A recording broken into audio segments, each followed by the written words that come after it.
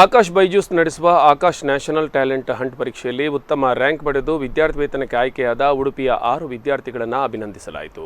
ಈ ಸಂದರ್ಭದಲ್ಲಿ ಸಾಧಕರಾದ ಪ್ರಜ್ಞಾನ್ ಶೆಟ್ಟಿ, ವ್ರಿಜೇಶ್, ವೀಣಾಧರ್ ಶೆಟ್ಟಿ, ವೃಷಾನ್, ನಿಖಿಲ್, ವಿಕ್ರಮ್ ಅವರಿಗೆ ಪ್ರಮಾಣ ಪತ್ರ ಸಹಿತ ವಿದ್ಯಾರ್ಥಿ ವೇತನವನ್ನು ಆಕಾಶ್ ಬೈಜೂಸ್ ಮಂಗಳೂರು ಉಡುಪಿ ವಿಭಾಗದ ಸಹಾಯಕ ನಿರ್ದೇಶಕ ಶ್ಯಾಮ್ ಪ್ರಸಾದ್ ಹಾಗೂ ಉಡುಪಿ ಶಾಖೆಯ ಮ್ಯಾನೇಜರ್ ವಿಮರ್ ಶೆಟ್ಟಿ ಹಸ್ತಾಂತರಿಸಿದರು.